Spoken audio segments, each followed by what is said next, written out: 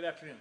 My name is Adam Brophy. Today I'm going to be speaking to you on some of the requirements of being a pastor. Pastoring a church requires leadership skills. It includes the ability to motivate and inspire other people. Church pastors must be able to speak confidently to large groups and also to listen to the troubles of others with open minds. Church pastors are called to their profession. They must have solid ethics and a natural sense of volunteerism.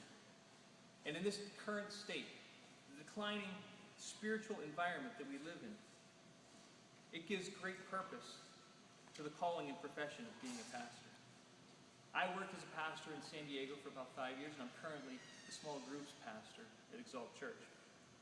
I studied through seminary, and I'm currently enrolled in Liberty University online. After hearing this presentation today, I hope you have a better understanding of what it takes to serve and to lead as a pastor. I hope to show you some of the daily responsibilities. I hope to show you why we need more pastors in this current country that we live in. And I hope also to show you some of the real dangers that are involved in the profession. A pastor is referred to as a shepherd. The work of a pastor involves caring for the spiritual needs of the people in his church and community. Pastors must also demonstrate the acronym REAL. One of the greatest leaders that we've read about in the Bible was a man by the name of David. David was considered to be a man after God's own heart. We read about that in 1 Samuel, the 13th chapter, the 14th verse. David was a shepherd, and he was a leader of God's people. He was a man of prayer. He was a man of praise, and David loved the word of God. Jesus says that a shepherd must lay down his life for his sheep. Pastoring today requires leadership. It requires the ability to motivate. It requires the ability to inspire other people. I want to teach you about an acronym, REAL. Letter R in REAL stands for respect. Every leader must demonstrate respect. They must treat all human beings with respect and dignity in every situation. E stands for empowerment. Leaders give everyone who works for them enough rope to either pull themselves up or to hang themselves with. Accountability. Effective leaders never make excuses. They take the blame when things go wrong and direct praise to those who did the work when things go right. And L is for listening. Every leader must be a listener who's able to listen to the ideas that are brought to them and then explain why those ideas can or shouldn't be adopted.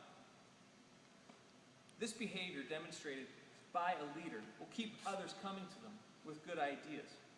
And eventually, one of those ideas would be a good one. Is it possible to succeed? Is it possible to support a family as a pastor? PayscaleReport.com tells us that the annual salary of a pastor averages at $44,000 a year.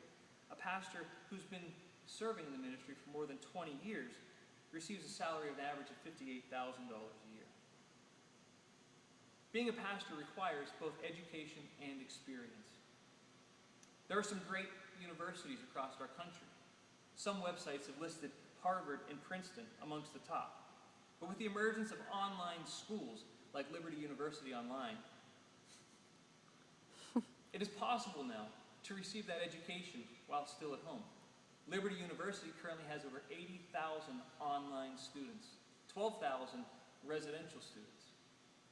There are students today in over 95 countries and in all 50 states across this country. Your choice of a school would largely depend upon your theological ideas, and that would help you to determine which school you would choose. There are many openings. Websites show us that there are job opportunities across our country. Unfortunately today, only 21% of Americans attended church, though 80% of Americans today claim to be Christians. There are many people that are not attending churches, but I believe that creates opportunities for new churches and for new pastors today. We lose nearly 4,000 churches a year as they close their doors, but we only gain between 1,100 to 1,500 churches per year. Being a pastor does hold some stress-filled occasions. Many pastors will suffer from what is called pastor burnout. 45% of pastors today say that they've experienced some sort of depression or burnout. So far, that has led them to take a leave of absence from their ministry. What is burnout? Burnout is a state of physical, mental, spiritual, and emotional exhaustion caused by extended and intense levels of stress, causing the body to overproduce adrenaline. It leads to the questioning of one's ability and the values of one's work.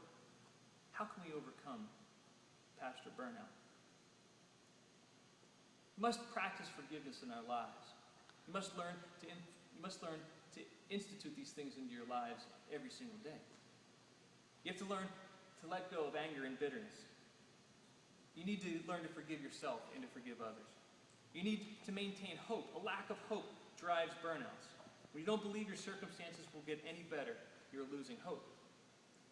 You need to get plenty of rest. Adequate rest will help you to regain perspective in your situation. It will prepare you to fight off the weekly fight that you face. And it will break the cycle of discouragement. The best medicine is always prevention. To prevent pastor burnout. I like to say that to be a shepherding pastor today may require you to step out into uncharted territories. Success can be attained and maintained by remembering the acronym REAL. New challenges create new opportunities, and America needs today men and women who will step up and answer the calling. Step up and answer the calling and be like David, men and women who are called after God's own heart. Thank you very much.